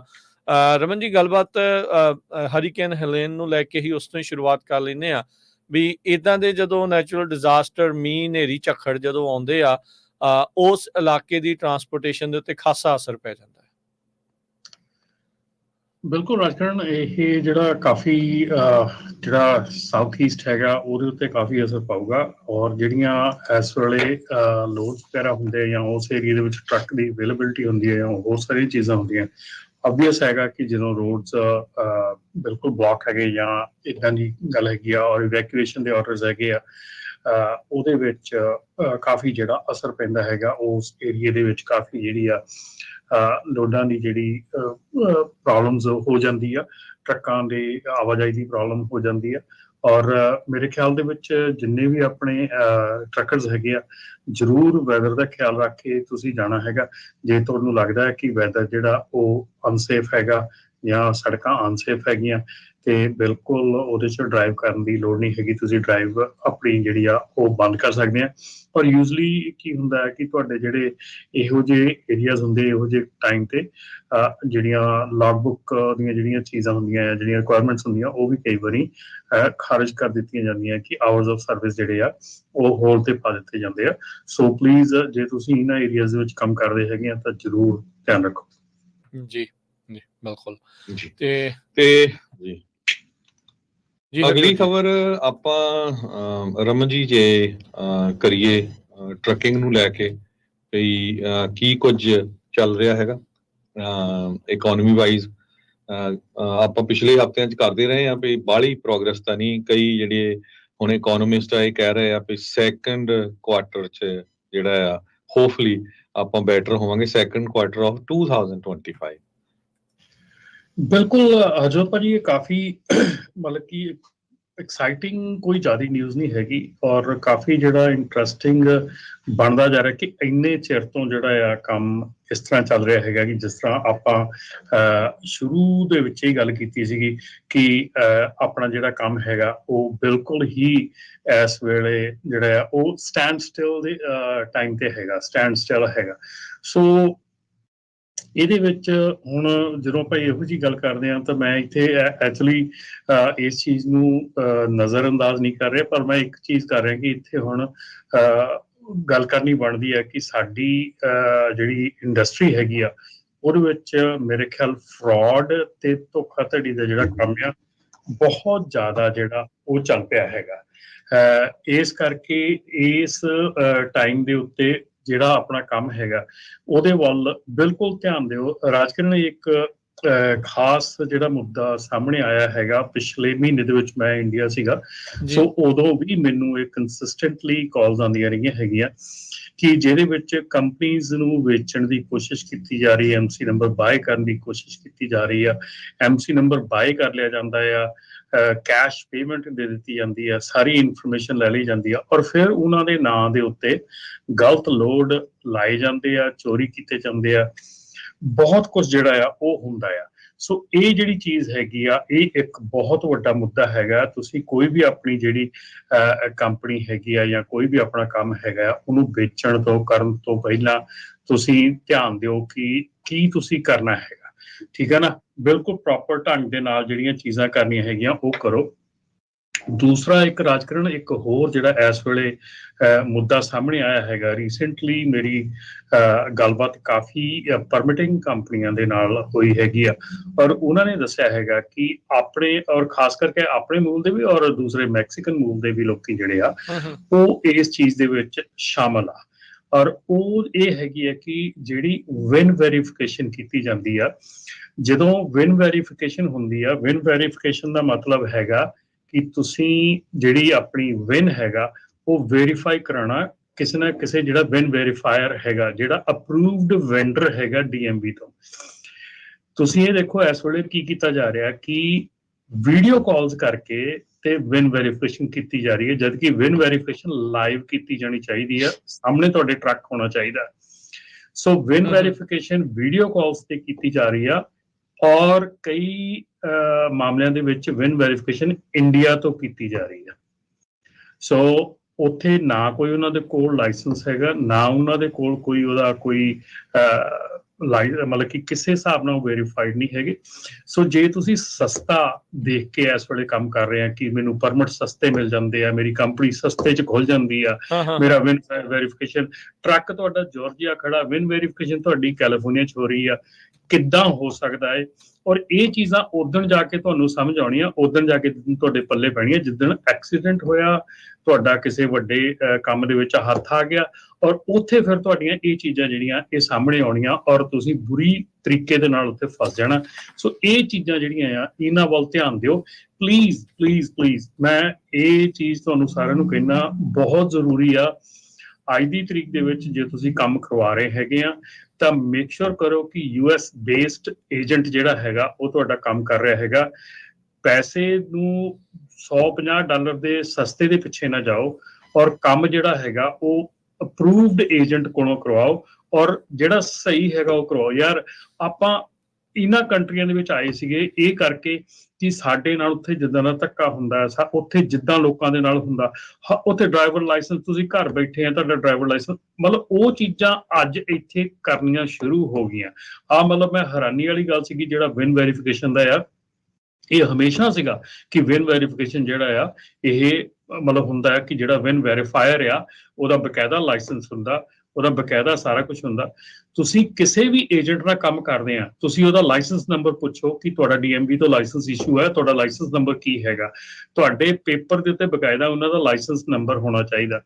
ਰਾਜਕਰਨ ਮੈਂ ਪ੍ਰੂਫਸ ਦੇਖੇ ਹੈਗੇ ਆ ਜਿੱਥੇ ਕਿ ਇੱਕ ਜਿਹੜਾ ਪੇਜ ਹੈਗਾ ਆ ਉਹਦੀਆਂ ਜਦੋਂ ਤੁਸੀਂ ਵਿਨ ਵੈਰੀਫਾਈ ਕਰਦੇ ਆ ਤੇ ਉਹਦੇ ਵਿੱਚ ਵਾਈਟ ਆਊਟ ਦੇ ਨਾਲ ਹੀ ਸਾਰਾ ਕੁਝ ਇੱਕੋ ਹੀ ਫਾਰਮ ਦੇ ਉੱਤੇ, ਜਿਹੜੇ ਫਾਰਮ DMV ਦੇ ਐਕਸਪਾਇਰ ਹੋ ਚੁੱਕੇ ਫਾਰਮ ਹੈ ਜਿਹੜੇ ਅੱਜ ਯੂਜ਼ ਨਹੀਂ ਹੋ ਰਹੇ, ਉਹਨਾਂ ਦੇ ਉੱਤੇ ਹੀ ਵਿਨ ਵੈਰੀਫਾਈ ਹੋ ਰਿਹਾ, ਉਹਨਾਂ ਦੇ ਉੱਤੇ ਉਹ ਦੁਬਾਰਾ ਸੇਮ ਵਿਨ ਆ, ਉਹਦੇ ਤੇ ਡਿਫਰੈਂਟ ਡੇਟਸ ਹੈਗੀਆਂ ਡਿਫਰੈਂਟ। ਅੱਛਾ ਫਿਰ ਡੇਟਸ ਜਦੋਂ ਪਾਉਂਦੇ ਆ ਉਹ ਇੰਡੀਆ ਵਾਲੇ ਫਾਰਮੈਟ ਦੇ ਵਿੱਚ ਡੇਟਸ ਪਾਉਂਦੇ ਆ। ਹੁਣ 12/29/2024 ਉਹ 29 ਮਤਲਬ ਉਹ ਮਹੀਨਾ ਜੇ ਆਇਆ ਹੀ ਨਹੀਂ ਹੈਗਾ ਜਿਹੜੀਆਂ ਕਿ ਤੁਸੀਂ ਵਿਨ ਵੈਰੀਫਿਕੇਸ਼ਨ ਦੇ ਤਰੀਕਾ, ਔਰ ਉਹ ਬਹੁਤ ਜ਼ਿਆਦਾ ਵੱਡੇ ਇਸ਼ੂ ਦੇ ਵਿੱਚ ਫਸ ਸਕਦੇ ਹੋ ਤੁਸੀਂ। ਪਲੀਜ਼ ਹੱਥ ਜੋੜ ਕੇ ਬੇਨਤੀ ਆ ਕਿ ਜੇ ਤੁਹਾਨੂੰ ਏਦਾਂ ਸੇਵਿੰਗ ਨਹੀਂ ਹੁੰਦੀ, ਏਦਾਂ ਤੁਸੀਂ ਬੜੀ ਵੱਡੀ ਮੁਸੀਬਤ 'ਚ ਫਸ ਸਕਦੇ ਆ, ਬੜੀ ਵੱਡੀ ਪ੍ਰੋਬਲਮ 'ਚ ਫਸ ਸਕਦੇ ਆ। ਜਿਹੜਾ ਤੁਹਾਡਾ ਬੰਦਾ ਜਿਹਦੇ ਕੋਲੋਂ ਤੁਸੀਂ ਕੰਮ ਕਰਾ ਰਹੇ ਆ ਪਰਮਿਟਿੰਗ ਦਾ, ਮੇਕ ਸ਼ੋਰ ਉਹਨਾਂ ਦਾ ਲਾਇਸੈਂਸ ਉਹਨਾਂ ਦੇ ਨਾਂ ਤੇ ਆ, ਮੇਕ ਸ਼ੋਰ ਉਹ ਪ੍ਰੋਪਰ ਢੰਗ ਦੇ ਨਾਲ ਆਥੋਰਾਈਜ਼ ਹੈਗੇ ਕੰਮ ਕਰਨ ਦੇ, ਮੇਕ ਸ਼ੋਰ ਕਿ ਤੁਹਾਡੀ ਜਿਹੜੀ ਠੀਕ ਆ ਪ੍ਰਾਈਸ ਤੁਸੀਂ ਆਪਣੀ ਕਰੋ ਹੈ ਨਾ, ਪ੍ਰਾਈਸ ਤੁਸੀਂ ਬਾਹਰ ਜਾਓ ਦੇਖੋ, ਪਰ ਪ੍ਰਾਈਸ ਦਾ ਮਤਲਬ ਇਹ ਨਹੀਂਗਾ ਕਿ ਤੁਸੀਂ ਜਿੱਥੇ ਕੋਈ 1000 ਦਾ ਕੰਮ ਕਰ ਰਿਹਾ ਉੱਥੇ ਤੁਹਾਨੂੰ 200 ਚ ਕਰਕੇ ਦੇ ਰਿਹਾ ਤੇ ਉਹ ਸਹੀ ਦੇ ਰਿਹਾ ਕਰਕੇ। ਸੋ ਇਹ ਜ਼ਰੂਰੀ ਨਹੀਂਗਾ, ਠੀਕ ਹੈ ਨਾ। ਸੋ ਪਲੀਜ਼ ਇਹ ਚੀਜ਼ਾਂ ਮੇਰੇ ਧਿਆਨ 'ਚ ਆਈਆਂ ਹੈਗੀਆਂ ਪਿਛਲੇ ਮਹੀਨੇ ਦੇ ਵਿੱਚ ਕਿ ਕਾਫੀ ਜਿਹੜੀਆਂ ਚੀਜ਼ਾਂ ਹੈਗੀਆਂ ਉਹ ਇਸ ਵੇਲੇ ਗਲਤ ਹੋ ਰਹੀਆਂ ਹੈਗੀਆਂ। ਸੋ ਪਲੀਜ਼ ਜੇ ਇਹਨਾਂ ਚੀਜ਼ਾਂ ਨੂੰ ਧਿਆਨ ਦਿਓ। ਠੀਕ ਆ, ਬਿਜ਼ਨਸ ਉੱਤੇ ਥੱਲੇ ਜਾਣਾ ਡਿਫਰੈਂਟ ਕਹਾਣੀ ਹੈਗੀ ਆ, ਇੰਡਸਟਰੀ ਇਕਨੋਮੀ ਡਾਊਨ ਹੈਗੀ ਆ, ਪਰ ਇਹਦਾ ਇਹ ਮਤਲਬ ਨਹੀਂ ਸ਼ਾਰਟਕਟਸ ਇੰਨੇ ਲੈ ਲਓ ਕਿ ਜਿਹੜੇ ਸ਼ਾਰਟਕਟਸ ਆ ਉਹ ਤੁਹਾਡੇ ਬਿਲਕੁਲ ਹੀ ਏਦਾਂ ਲੱਗੇ ਕਿ ਜਿੱਦਾਂ ਬਸ ਤੁਸੀਂ ਹੁਣ ਕਹਿੰਦੇ ਨਹੀਂ ਆਪਣੇ ਪੰਜਾਬੀ 'ਚ ਥੁੱਕ ਪਾਲਿਸ਼ੀ ਕੀਤੀ ਆ ਵੀ ਠੀਕ ਆ ਸਰ ਗਿਆ ਪੇਪਰ ਹੋ ਗਏ, ਮਤਲਬ ਉਹ ਪੇਪਰ ਨਹੀਂ ਹੈਗੇ। ਔਰ ਜਿਹੜੀ ਇੱਕ ਹੋਰ ਰਾਜਕਰਨ ਮੈਂ ਚਲੋ ਇੱਥੇ ਆਪਾਂ ਵਿਚਾਰ ਲੈ ਲੈਣੇ ਸਾਰਿਆਂ ਦੇ, ਤੇ ਪਰ ਇੱਕ ਹੋਰ ਜਿਹੜੀ ਗੱਲ ਹੈਗੀ ਆ ਉਹ ਵੀ ਮੈਂ ਜ਼ਰੂਰ ਕਰਨੀ ਚਾਹੂੰਗਾ ਜਿਹੜੀ ਕਿ ਡਰੱਗ ਟੈਸਟਿੰਗ ਦੇ ਮਾਮਲੇ 'ਚ ਹੈਗੀ ਆ। ਸਾਡੇ ਵੀਰਾਂ ਭੈਣ ਭਰਾ ਨੂੰ ਅੱਜ ਦੀ ਤਰੀਕ ਦੇ ਵਿੱਚ ਜੇ ਅੱਜ ਕਹੀਏ ਅਸੀਂ ਤੇ ਅਸੀਂ ਇਹ ਦੇਖ ਰਹੇ ਹਾਂ ਕਿ ਬਹੁਤ ਜ਼ਿਆਦਿਆਂ ਨੂੰ ਪ੍ਰੀ ਇੰਪਲੋਇਮੈਂਟ ਡਰੱਗ ਟੈਸਟ ਤੋਂ ਪਹਿਲਾਂ ਕਲੀਅਰਿੰਗ ਹਾਊਸ ਦੀ ਕੁਐਰੀ ਕਰਨੀ ਰਿਕੁਆਇਰਡ ਹੈਗੀ ਆ। ਜੇ ਕਲੀਅਰਿੰਗ ਹਾਊਸ ਦੇ ਵਿੱਚ ਜਿਹੜਾ ਆ ਉਹ ਤੁਸੀਂ ਕੁਐਰੀ ਨਹੀਂ ਕੀਤੀ, ਤੁਹਾਡਾ ਡਰਾਈਵਰ ਪ੍ਰੋਹਿਬਿਟਡ ਹੈਗਾ, ਮੰਨ ਲਓ ਕਲੀਅਰਿੰਗ ਹਾਊਸ ਦੇ ਵਿੱਚ ਉਹ ਡਰਾਈਵਰ ਪ੍ਰੋਹਿਬਿਟਡ ਹੈਗਾ, 2 ਮਹੀਨੇ 4 ਮਹੀਨੇ ਪਹਿਲਾਂ ਉਹ ਪੋਜ਼ਿਟਿਵ ਆਇਆ ਸੀ ਪਰ ਉਹ ਕਦੀ ਵੀ ਡਾਕਟਰ ਉਹਦੇ ਕੋਲ ਸੈਪ ਦੇ ਕੋਲ ਨਹੀਂ ਗਿਆ ਤੇ ਉਹ ਡਰਾਈਵਰ ਪ੍ਰੋਹਿਬਿਟਡ ਹੈਗਾ, ਉਹਦਾ ਤੁਸੀਂ ਅੱਜ ਡਰੱਗ ਟੈਸਟ ਕਰਵਾ ਕੇ ਉਹਦਾ ਨੈਗੇਟਿਵ ਆ ਜਾਊਗਾ, ਤੁਸੀਂ ਉਹਨੂੰ ਟਰੱਕ ਤੇ ਚੜਾ ਦਿਓ, ਉਹ ਜਦੋਂ ਵੀ ਕਿਸੇ ਵੀ ਸਕੇਲ ਤੇ ਪੁੱਲ ਹੋਇਆ ਉਹ ਪ੍ਰੋਹਿਬਿਟਡ ਡਰਾਈਵਰ ਦੇ ਤਹਿਤ ਤੁਹਾਡੀ ਕੰਪਨੀ ਨੂੰ $12,500 ਮਿਨੀਮਮ ਜਿਹੜਾ ਜੁਰਮਾਨਾ ਆ। ਮਿਨੀਮਮ ਉਹ ਤੋਂ ਸ਼ੁਰੂ ਹੁੰਦਾ ਆ, ਸੋ ਅਪਵਰਡ ਜਾਂਦਾ ਆ ਪ੍ਰੋਹਿਬਿਟਡ ਡਰਾਈਵਰ ਨੂੰ ਹਾਇਰ ਕਰਨਾ। ਸੋ ਉਹਦੇ ਵਿੱਚ ਜੇ ਤੁਸੀਂ ਉਹ ਨਹੀਂ ਕਰਦੇ, ਆਪਣੀ ਕੁਐਰੀ ਨਹੀਂ ਪੁੱਲ ਕਰਦੇ ਤੇ ਡਰਾਈਵਰ ਨੂੰ ਟਰੱਕ ਦੇ ਦਿੰਦੇ ਆ, ਤੇ $12,500 ਤੋਂ ਜੁਰਮਾਨਾ ਸ਼ੁਰੂ ਹੁੰਦਾ ਹੈ ਪ੍ਰੋਹਿਬਿਟਡ ਡਰਾਈਵਰ ਦਾ। ਔਰ ਇਹ ਵੀ ਦੱਸਦੇ ਆ ਸਤੰਬਰ 18 ਤੋਂ ਆਲਰੇਡੀ ਇਹ ਲਾਗੂ ਹੋ ਚੁੱਕਾ ਆ ਕਿ ਜੇ ਤੁਹਾਡਾ ਸੈਪ ਜਾਂ ਤੁਸੀਂ ਪੋਜ਼ਿਟਿਵ ਆਏ ਹੈਗੇ ਆ, ਜੇ ਤੁਸੀਂ ਸੈਪ ਦੇ ਕੋਲ ਨਹੀਂ ਜਾਂਦੇ, ਕਲਾਸ A ਲਾਇਸੈਂਸ ਹੋਲਡਰ ਹੈਗੇ ਆ ਔਰ ਤੁਸੀਂ ਸੈਪ ਦੇ ਕੋਲ ਨਹੀਂ ਜਾਂਦੇ within 60 days of your positivity, ਜੇ ਪੋਜ਼ਿਟਿਵ ਆਉਣ ਤੋਂ 60 ਦਿਨ ਦੇ ਵਿੱਚ ਤੁਸੀਂ ਸੈਪ ਦੇ ਕੋਲ ਨਹੀਂ ਜਾਂਦੇ ਔਰ ਸੈਪ ਤੁਹਾਡਾ ਉੱਥੇ ਕਲੀਅਰਿੰਗ ਹਾਊਸ ਦੇ ਵਿੱਚ ਨਹੀਂ ਪਾਉਂਦਾ ਕਿ ਉਹ ਆਲਰੇਡੀ ਤੁਹਾਡੇ ਸੈਪ ਕੋਲ ਚਲਾ ਗਿਆ, ਤੇ ਤੁਹਾਡਾ ਲਾਇਸੈਂਸ ਜਿਹੜਾ ਆ ਆਟੋਮੈਟਿਕਲੀ ਕਲਾਸ A ਤੋਂ ਕਲਾਸ C ਕਨਵਰਟ ਹੋ ਜਾਣਾ ਆ। ਸੋ ਇਹ ਨਾ ਸੋਚੋ ਕਿ ਆਪਾਂ 6 ਮਹੀਨੇ ਪਰੇ ਕਿਤੇ ਕੰਮ ਕਰ ਲਾਂਗੇ ਤੇ ਕਲਾਸ A ਲਾਇਸੈਂਸ ਬਣਿਆ ਰਹੂਗਾ। ਹੁਣ ਆਟੋਮੈਟਿਕਲੀ ਤੁਹਾਡਾ ਜਿਹੜਾ ਲਾਇਸੈਂਸ ਹੈਗਾ ਉਹ ਕਲਾਸ A ਤੋਂ ਕਲਾਸ C ਚ ਕਨਵਰਟ ਹੋ ਜਾਣਾ ਆਫਟਰ 60 ਡੇਜ਼। ਜੀ ਜੀ ਬਿਲਕੁਲ। ਸੋ ਸਰੋਤਿਓ ਤੁਸੀਂ ਕਾਲ ਕਰ ਸਕਦੇ ਹੋ, ਟੈਲੀਫੋਨ ਨੰਬਰ ਹੈਗਾ 408-272-5200 4082725200। ਸੋ ਜਿਸੇ ਤਰ੍ਹਾਂ ਰਮਨ ਜੀ ਜਿਸ ਤਰ੍ਹਾਂ ਤੁਸੀਂ ਕਰ ਰਹੇ ਸੀ ਵੀ ਫਰਾਡ ਬਹੁਤ ਹੋ ਰਿਹਾ, ਇੱਕ ਪੰਜਾਬੀ ਹੁਣ ਬੰਦਾ ਫੜਿਆ ਗਿਆ, ਓਹਾਇਓ ਦੀ ਟਰੱਕਿੰਗ ਕੰਪਨੀ ਆ, ਉਹਦਾ ਮਾਲਕ, ਉਹਨੂੰ ਜੇਲ੍ਹ ਹੋਈ ਆ, ਇਲੀਗਲੀ ਕੰਸੋਲੀਡੇਟ ਕਰਦੇ ਸੀ ਲੋਡਸ ਤੇ ਡਿਲੀਵਰ ਵੀ ਨਹੀਂ ਕਰਦੇ ਸੀ, ਚੋਰੀ ਵੀ ਕਰਦੇ ਸੀਗੇ। ਇਹ ਅੱਜ ਦੀ ਖਬਰ ਆ, CD ਲਾਈਵ ਸਰਚ ਕਰ ਲਿਓ। ਤੇ ਓਹਾਇਓ ਦੀ ਟਰੱਕਿੰਗ ਕੰਪਨੀ ਦੇ ਮਾਲਕ ਗੈਰੀ ਪੁੱਲਰ, ਗੁਰਤੇਜ ਸਿੰਘ ਜਿਹਦਾ ਨਾਮ ਦੱਸਿਆ ਗਿਆ, ਵੀ ਸਤੰਬਰ 11 2024 ਨੂੰ 12 ਮਹੀਨਿਆਂ ਦੀ ਸਜ਼ਾ ਹੋਈ ਆ, 3 ਸਾਲਾਂ ਦੀ ਸੁਪਰਵਾਈਜ਼ਡ ਰਿਲੀਜ਼, $100 ਸਪੈਸ਼ਲ ਅਸੈਸਮੈਂਟ ਤੇ 100 ਆਵਰਸ ਆਫ ਕਮਿਊਨਿਟੀ ਸਰਵਿਸ। ਇਹ US department of transportation office of inspector general ਉਹਨਾਂ ਨੇ ਰਿਪੋਰਟ ਜਾਰੀ ਕੀਤੀ ਆ। ਕਹਿੰਦੇ ਪਈ ਗੈਰੀ ਸਿੰਘ ਨੇ ਫਰਵਰੀ 2024 ਦੇ ਵਿੱਚ ਵਾਇਰ ਫਰਾਡ ਚਾਰਜਸ ਦੇ ਅਧੀਨ ਆਪਣੇ ਆਪ ਨੂੰ ਦੋਸ਼ੀ ਮੰਨਿਆ ਹੈਗਾ। ਅਪ੍ਰੈਲ 2018 ਤੋਂ ਲੈ ਕੇ ਮਈ 2022 ਤੱਕ ਇਹਨਾਂ ਨੇ ਜਿਹੜੇ ਲੋਡ ਡਿਲੀਵਰ ਕੀਤੇ, ਉਹ ਕਹਿੰਦੇ ਵੀ ਜਾਂ ਤਾਂ ਕਈ ਵਾਰੀ ਡਿਲੀਵਰ ਨਹੀਂ ਕੀਤੇ, ਜਾਂ ਜਿਹੜੇ ਪ੍ਰੀਮੀਅਮ ਰੇਟ ਦੇ ਉੱਤੇ ਲੋਡ ਲਏ ਸੀ, ਜਿੱਦਾਂ ਜ਼ਿਆਦਾ ਪ੍ਰਾਈਸ ਦੇ ਉੱਤੇ, ਵੀ ਅਸੀਂ ਸਿਰਫ ਤੁਹਾਡਾ ਹੀ ਸਮਾਨ ਲੈ ਕੇ ਜਾਣਾ। ਪਰ ਕੀ ਕਰਦੇ ਸੀ, ਉਹਨੂੰ ਸੀਲ ਤੋੜ ਕੇ ਹੋਰਨਾਂ ਦਾ ਵੀ ਸਮਾਨ ਵਿੱਚ ਪਾ ਲੈਂਦੇ ਸੀ, ਟਾਈਮ ਸਿਰ ਡਿਲੀਵਰ ਨਹੀਂ ਕਰਦੇ ਸੀ। ਕਈਆਂ ਦਾ ਸਮਾਨ ਚੋਰੀ ਹੋਇਆ, ਜਿੱਦਾਂ bath and body works company ਦਾ, ਐਮਾਜ਼ੋਨ ਦਾ। ਤੇ ਜਦੋਂ ਇਨਵੈਸਟੀਗੇਟਰਸ ਗਏ, ਉਹਨਾਂ ਦੇ ਹੀ ਵੇਅਰ ਹਾਊਸ ਦੇ ਵਿੱਚੋਂ ਇੱਕ ਲੋਡ ਜਿਹੜਾ ਚੋਰੀ ਹੋਇਆ ਸੀ, ਉਹਦੇ 10 ਪੈਲਟ ਸੀਗੇ, ਉਹ ਵਰਥ $230,000 ਦੇ, ਉਹ ਬਾਥ ਐਂਡ ਬੋਡੀ ਵਰਕਸ ਦੇ, ਉਹ ਉੱਥੋਂ ਲੱਭੇ। ਇਸ ਤੋਂ ਬਿਨਾਂ ਹੋਰ ਵੀ ਜਿਹੜਾ ਸਮਾਨ ਆ ਵੱਖ ਕੰਪਨੀਆਂ ਦਾ ਉੱਥੋਂ ਲੱਭਿਆ। ਬਿਲਕੁਲ। ਸੋ ਦੇਖੋ ਵੀ 10 ਪੈਲਟ ਵਿੱਚੋਂ ਗਾਇਬ ਕੀਤੇ ਹੋਏ ਸੀਗੇ। 2018 ਦਾ ਗੱਲ ਆ, ਕਹਿੰਦੇ ਵੀ ਸੈਂਟਾ ਕਲੋਰੀਟਾ ਤੋਂ ਓਹਾਇਓ ਨੂੰ ਜਾਣਾ ਸੀਗਾ load, bath and body works ਦਾ, ਤੇ ਸੀਲ ਕਹਿੰਦੇ ਵੀ ਉਦਾਂ ਜਦੋਂ ਉੱਥੇ ਪਹੁੰਚੀ ਤਾਂ ਲੱਗੀ ਹੋਈ ਸੀਗੀ, ਤੇ ਬਾਅਦ ਚ ਪਤਾ ਲੱਗਾ ਜਦ ਖੋਲ ਕੇ ਵੀ 10 ਪੈਲਟ ਦਾ ਜਿਹੜਾ ਪ੍ਰੋਡਕਟ ਜਿਹਦੀ ਕੀਮਤ ਤਕਰੀਬਨ $2,30,000 ਸੀ, ਉਸ ਦੇ ਵਿੱਚੋਂ ਮਿਸਿੰਗ ਸੀਗਾ। ਲਾ ਐਨਫੋਰਸਮੈਂਟ ਨੇ ਸਰਚ ਵਾਰੰਟ ਐਗਜ਼ੀਕਿਊਟ ਕੀਤਾ ਕੋਲੰਬਸ ਓਹਾਇਓ ਦੇ ਇਹਨਾਂ ਦੇ ਜਿਹੜਾ cargo solution express warehouse ਦੇ ਵਿੱਚ, ਤੇ ਜਿਹੜੇ 10 ਪੈਲਟ ਮਿਸਿੰਗ ਸੀਗੇ ਉੱਥੋਂ ਉਹਨਾਂ ਨੂੰ ਲੱਭੇ। ਤੇ ਇਸ ਤੋਂ ਇਲਾਵਾ ਹੋਰ ਪੈਲਟ ਜਿਹੜੇ ਚੋਰੀ ਦੇ ਸਮਾਨ ਦੇ ਸੀਗੇ, ਮਲਟੀਪਲ ਸ਼ਿਪਮੈਂਟਸ ਜਿਹੜੀਆਂ ਐਮਾਜ਼ੋਨ ਤੋਂ ਆ ਰਹੀਆਂ ਸੀਗੀਆਂ, ਓਹਾਇਓ ਨੂੰ ਜਾਣੀਆਂ ਸੀ, ਉੱਥੋਂ ਜਿਹੜਾ ਇਹ ਕੀਤਾ। ਨਕਲੀ ਸੀਰੀਅਲ ਨੰਬਰਸ ਲਾਉਣੇ, ਪੇਪਰ ਵਰਕ ਨੂੰ ਆਲਟਰ ਕਰਨਾ, ਉਸ ਦੇ ਵਿੱਚ ਜਿਹੜੀਆਂ ਹੇਰਾ ਫੇਰੀਆਂ ਜਿਹੜੀਆਂ ਉਹ ਕਰਦੀਆਂ, ਇਸ ਤਰੀਕੇ ਦੇ ਨਾਲ ਜਿਹੜਾ ਇਹ ਹੋਇਆ। Federal motor carrier safety administration application ਦੇ ਵਿੱਚ ਗੈਰੀ ਭੁੱਲਰ ਹੁਣੀ ਕਹਿੰਦੇ ਆ ਵੀ ਜਿਹੜਾ ਭੁੱਲਰ ਟਰਾਂਸਪੋਰਟ ਗਰੁੱਪ ਆ ਉਹ ਅਫੀਲੀਏਟਡ ਨਹੀਂ ਹੈਗਾ FMCS ਰੈਗੂਲੇਟਡ ਕੰਪਨੀਜ਼ ਦੇ ਨਾਲ। ਬਲਕਿ ਫੈਕਟ ਇਹ ਸੀਗਾ ਵੀ ਇਹਨਾਂ ਦੀ ਜਿਹੜੀ ਆ ਕਾਰਗੋ ਸੋਲਿਊਸ਼ਨ ਐਕਸਪ੍ਰੈਸ ਦੇ ਨਾਲ ਅਫੀਲੀਏਸ਼ਨ ਸੀਗੀ ਰੂਡ ਹੌਕ ਟਰਾਂਸਪੋਰਟੇਸ਼ਨ ਤੇ ਸ਼ੋਰ ਟਾਈਮ ਕੈਰੀਅਰ ਦੇ ਨਾਲ ਵੀ। ਸੋ ਇਹ ਜਿਹੜੀ ਪੂਰੀ ਇੰਸਪੈਕਟਰ ਜਨਰਲ ਜਿਹੜੇ DOT ਦੇ ਆ, ਉਹਨਾਂ ਦੇ ਆਫਿਸ ਦੇ ਦੁਆਰਾ ਇਹ ਇਨਵੈਸਟੀਗੇਸ਼ਨ ਕੰਡਕਟ ਜਿਹੜੀ ਉਹ ਕੀਤੀ ਗਈ ਸੀ। ਸੋ ਇਹ ਇੱਕ ਕਹਾਣੀ ਇੱਦਾਂ ਦੀਆਂ, ਅਸੀਂ ਇਹ ਨਹੀਂ ਕਹਿੰਦੇ ਵੀ ਸਾਰੀ ਸਾਡੀ ਕਮਿਊਨਿਟੀ ਦੇ ਹੀ ਹੋਣਗੇ, ਹੋਰ ਬਾਕੀ ਕਮਿਊਨਿਟੀ ਵਾਲੇ ਵੀ ਇੱਦਾਂ ਦੇ ਜਿਹੜੇ ਉਹ ਕਰੀ ਜਾਂਦੇ ਆ। ਸ਼ਿਪਰਸ ਨੂੰ ਡੀਫਰਾਡ ਜਿਹੜਾ ਉਹ ਲਗਾਤਾਰ ਹੋ ਰਿਹਾ, ਤੇ ਹੁਣ ਆਪਣੇ ਸਾਹਮਣੇ ਹੀ ਆ ਵੀ ਕਿੰਨੀ ਜ਼ਿਆਦਾ ਇਸ ਟਾਈਮ ਸਕੀਮਾਂ ਜਿਹੜੀਆਂ ਉਹ ਚੱਲਦੀਆਂ, ਕਿਸ ਤਰੀਕੇ ਦੇ ਨਾਲ ਹੇਰਾ ਫੇਰੀਆਂ ਜਿਹੜੀਆਂ ਉਹ ਚੱਲ ਰਹੀਆਂ। ਇਸੇ ਕਰਕੇ ਕਿਤੇ ਨਾ ਕਿਤੇ ਇੰਡਸਟਰੀ ਦਾ ਵੀ ਹਾਲਾਤ ਜਿਹੜੇ ਉਹ ਮਾੜੇ ਹੁੰਦੇ ਜਾ ਰਹੇ ਆ। ਜੀ ਰਮਨ ਜੀ। ਇਹ ਜਿਹੜੀ ਕੰਮ ਹੈਗਾ ਨਾ, ਇਹ ਬਹੁਤ ਪੁਰਾਣਾ ਹੈਗਾ। ਕੰਸੋਲੀਡੇਸ਼ਨ ਦਾ ਕੰਮ ਜਿਹੜਾ ਨਾ, ਇਹ ਬੜਾ ਲੀਗਲ ਵੀ ਹੈਗਾ ਔਰ ਬੜਾ ਪੁਰਾਣਾ ਵੀ ਹੈਗਾ। ਇਹਨੂੰ ਬਹੁਤ, ਅਸੀਂ 96 ਦੇ ਵਿੱਚ ਜਦੋਂ ਕੰਪਨੀ ਸ਼ੁਰੂ ਕੀਤੀ ਸੀ, ਪਹਿਲਾਂ ਸਾਡਾ ਕੰਮ ਕੰਸੋਲੀਡੇਸ਼ਨ ਦਾ ਹੀ ਕੰਮ ਸੀਗਾ।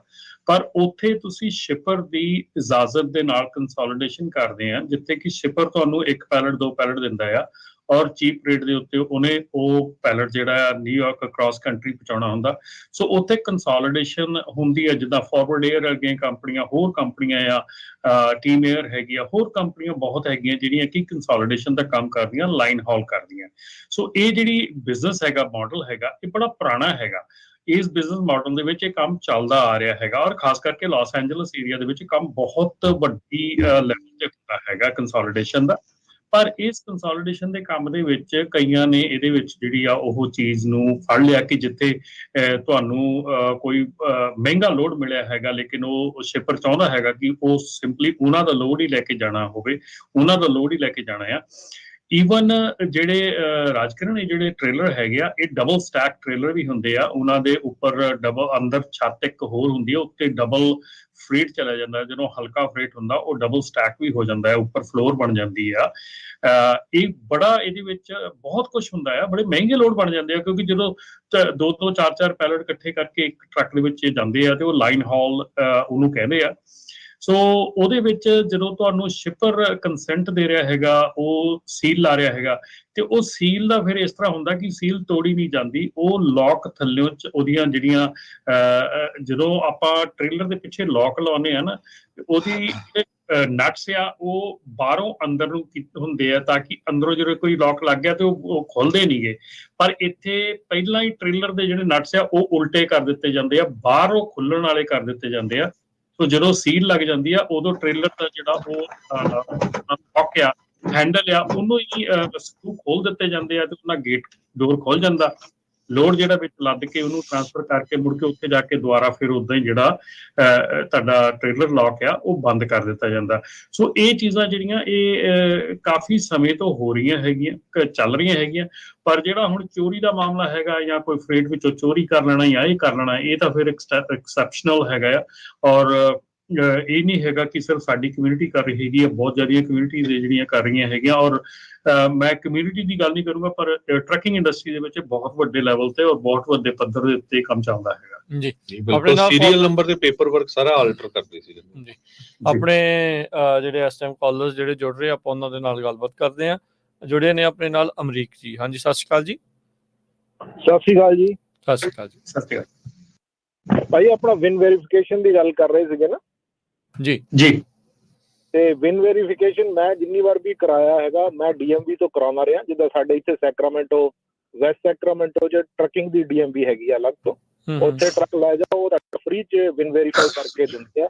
ਤੇ ਮੈਨੂੰ ਲੱਗਦਾ ਕਿ ਬਾਕੀ ਸ਼ਹਿਰਾਂ ਦੇ ਵਿੱਚ ਵੀ ਏਦਾਂ ਦੀ ਸਹੂਲਤ ਜ਼ਰੂਰ ਹੋਊਗੀ। ਪੈਸੇ ਦੀ ਤਾਂ ਇਹ 'ਚ ਕੋਈ ਗੱਲ ਹੀ ਨਹੀਂ। ਤੁਸੀਂ ਡੀਐਮਵੀ ਲੈ ਕੇ ਜਾਓ, ਆਪਣਾ ਟਰੱਕ ਉਹਨਾਂ ਤੋਂ ਵੈਰੀਫਾਈ ਕਰਾਓ, ਟ੍ਰੇਲਰ ਵੈਰੀਫਾਈ ਕਰਾਉਣਾ ਉਹ ਉਹਨਾਂ ਤੋਂ ਕਰਾਓ, ਤੇ ਨਾਲੇ ਕੋਈ ਚੱਕਰ ਹੀ ਨਹੀਂ ਕਿ ਗਲਤ ਆ ਜਾਂ ਸਹੀ ਆ। ਜੀ ਬਿਲਕੁਲ ਜੀ, ਸਾਰੀਆਂ ਜਿਹੜੀਆਂ ਕਮਰਸ਼ੀਅਲ ਡੀਐਮਵੀਜ਼ ਹੈਗੀਆਂ ਉਹਨਾਂ ਦੇ ਵਿੱਚ ਸਰਵਿਸ ਅਵੇਲੇਬਲ ਹੈਗੀ ਆ। ਫਰੈਜ਼ਨੋ ਵੀ ਹੈਗੀ, ਸਾਰੀਆਂ ਡੀਐਮਵੀਜ਼ ਦੇ ਵਿੱਚ ਅਵੇਲੇਬਲ ਹੈਗੀ ਆ। ਪਰ ਅਸੀਂ ਆਪਣੀ ਸਹੂਲਤ ਦੇਖ ਲੈਂਦੇ ਆ, ਅਸੀਂ ਆਪਣਾ ਟਾਈਮ ਦੇਖ ਲੈਂਦੇ ਆ। ਡੀਐਮਵੀ ਬੰਦ ਹੈਗੀ ਆ, ਕੁਝ ਨਹੀਂ ਕਰ ਸਕਦੇ। ਮੈਂ ਗੱਲ ਕਰ ਰਿਹਾ ਕਿ ਜਿਹੜੀ ਵਿਨ ਵੈਰੀਫਿਕੇਸ਼ਨ ਜਿਹੜੀ ਵੀਡੀਓ ਕਾਲ ਤੇ ਹੁੰਦੀ ਆ, ਉਹਦੀ ਗੱਲ ਕਰ ਰਿਹਾ ਕਿ ਟਰੱਕ ਤੁਹਾਡਾ ਕਿਤੇ ਖੜਾ ਹੈਗਾ, ਵਿਨ ਵੈਰੀਫਾਇਰ ਕਿਤੇ ਹੈਗਾ ਆ, ਉਹਦਾ ਲਾਇਸੈਂਸ ਨਹੀਂ ਹੈਗਾ ਉੱਤੇ, ਉਹਦੇ ਪੇਪਰ ਵਰਕ ਦੇ ਉੱਤੇ ਲਾਇਸੈਂਸ ਨਹੀਂ ਭਰਿਆ ਹੈਗਾ, ਤੇ ਉਹ ਵਿਨ ਵੈਰੀਫਿਕੇਸ਼ਨ ਨੂੰ ਜਾਇਜ਼ ਮੰਨਿਆ ਜਾਂਦਾ ਆ।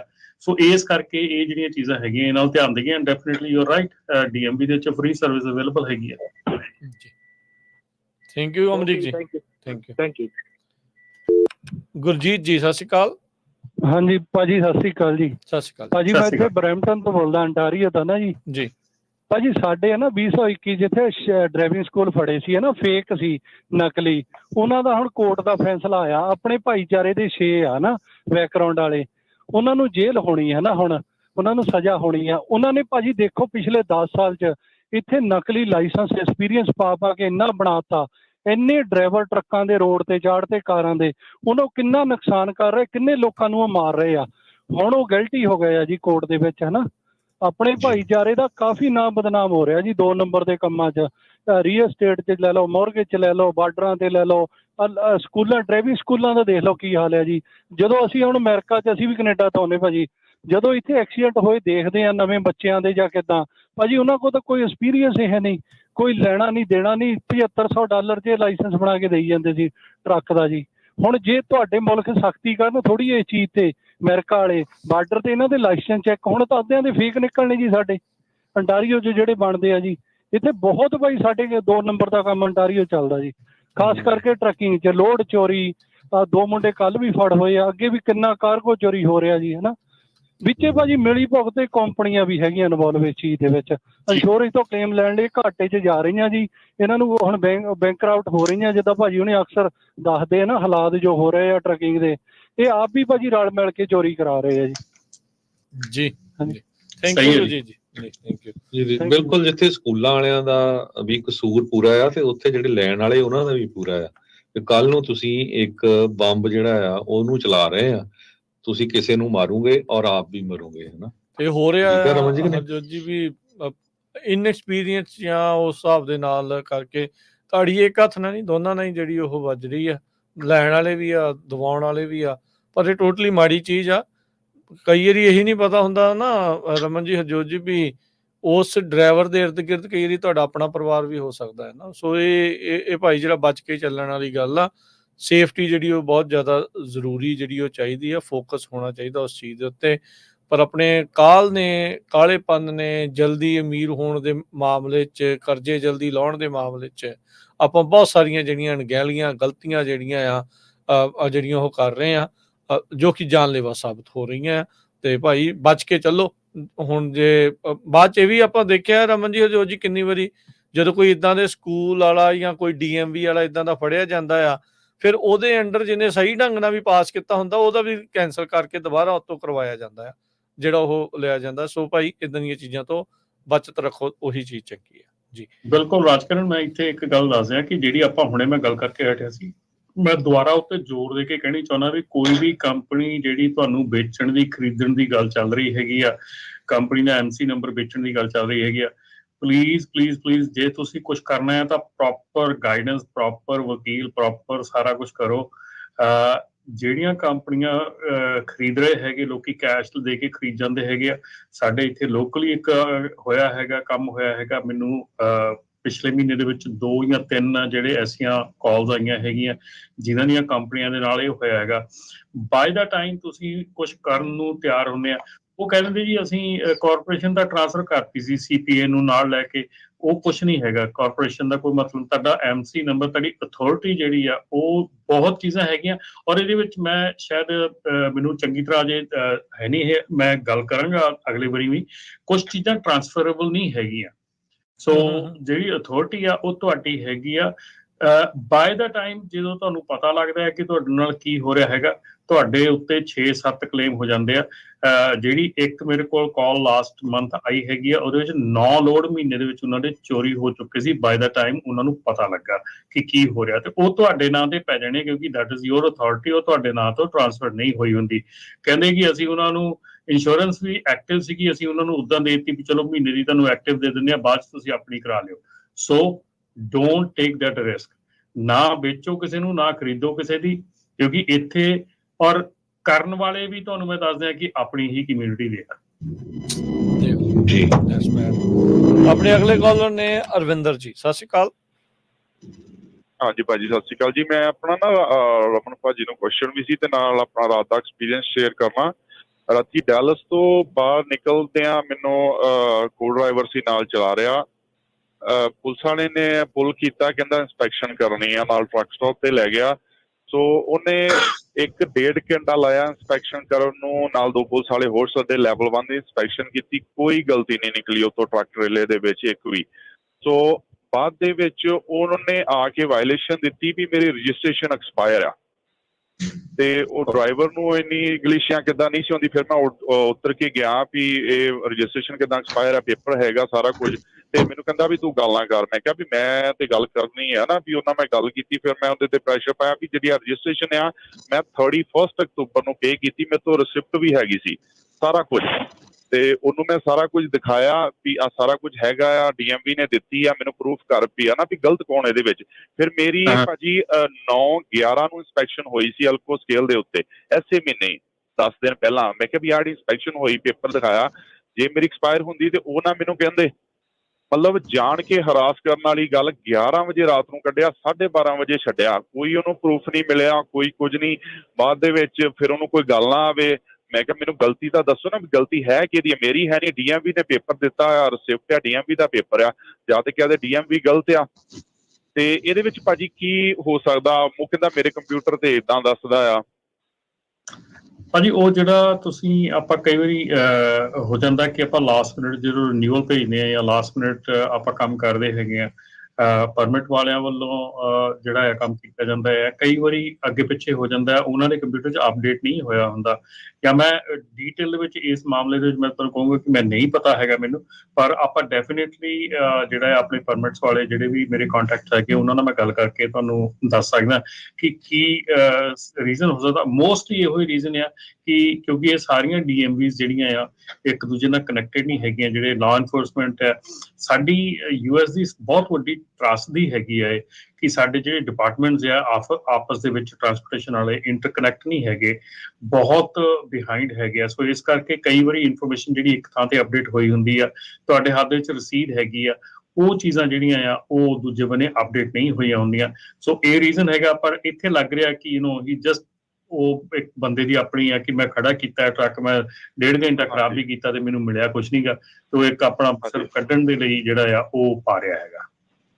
ਹਾਂਜੀ ਹਾਂਜੀ। ਫਿਰ ਮੈਂ ਉਹਨੂੰ ਆਖਿਆ, ਮੈਂ ਕਿਹਾ ਜਿਹੜੀ ਆ ਇੰਸਪੈਕਸ਼ਨ ਹੋਈ ਮੇਰੀ 9/11 ਨੂੰ ਅਲਕੋ ਸਕੇਲ ਦੇ ਉੱਤੇ, ਕਿ ਉਹਨਾਂ ਨੇ ਕਹਿੰਦਾ ਉਹ ਬਾਕੀ ਚੰਗੀ ਤਰ੍ਹਾਂ ਚੈੱਕ ਨਹੀਂ ਕਰਦੇ। ਮੈਂ ਚੰਗੀ ਤਰ੍ਹਾਂ ਚੈੱਕ ਕਰਦਾ, ਲੈ ਉਹ ਗੱਲ ਹੀ ਨਹੀਂ ਬਣੀ ਹੈਗੀ ਕੋਈ ਉੱਥੋਂ।